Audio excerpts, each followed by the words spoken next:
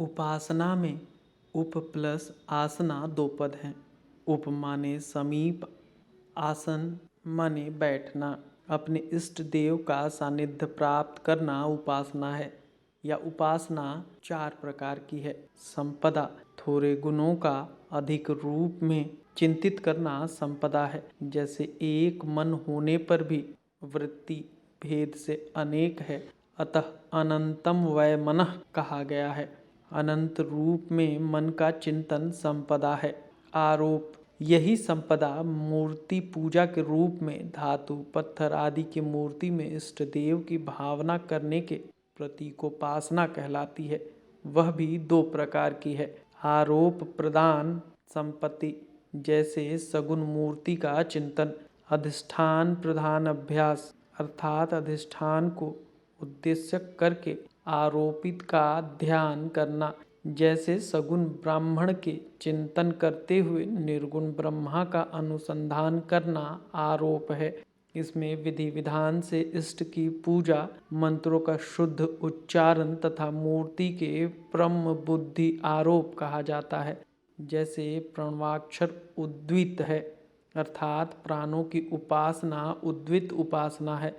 प्रणवाक्षर का उच्चारण करते हुए की गई उपासना उद्विग्न है तथा प्रधान रूप से जिसका विधान किया जाए उसे विधि कहते हैं। देवताओं के अंगों में उनकी शक्ति का आरोप, जैसे जब भगवती सती ने दक्ष के यज्ञ में योगाग्नि से अपने शरीर जला दिए, भगवान शंकर उनके शरीर को उठाकर रोते घूमने लगे।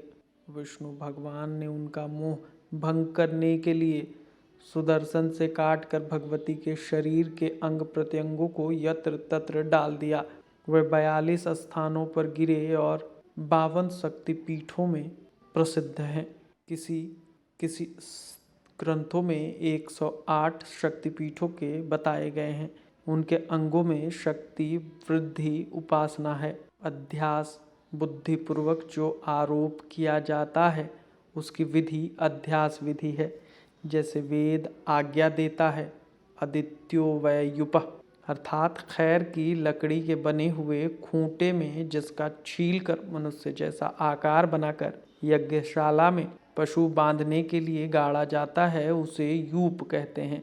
वेद आज्ञा देता है कि उस यूप की सूर्य वृद्धि से उपासना करे, यह अध्याय उपासना है। वह लकड़ी होने पर भी उसमें सूर्य की भावना का आरोप किया जाता है।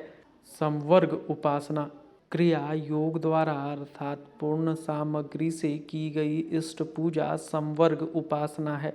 जैसे प्रलयकालीन प्रचंड वायु सभी प्राणियों को अपने वश में करती है, वैसे ही समस्त प्राणियों को वश में करने के लिए अनेकों उपचारों से की जाने वाली इष्ट की उपासना संवर्ग उपासना कहलाती है। सद्गुरुओं द्वारा प्राप्त ज्ञान से इष्ट में अभेद वृद्धि से इष्ट की पूजा विशेष उपासना है।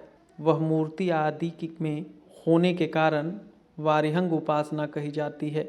मल विक्षेप आवरण, इन तीनों दोषों से रहित बुद्धि द्वारा श्रवण आदि से देवत्व के समीप पहुंचकर मैं ब्रह्म हूँ, इस प्रकार की ब्रह्म विषयनी बुद्धि द्वारा उपासना करना अंतरंग उपासना है। आत्मज्ञान से विजातीय विषयाकार वृत्ति से हटाकर सजातीय ब्रह्मकार वृत्ति से जीव ब्रह्म की एकता का नाम अंतरंग उपासना है।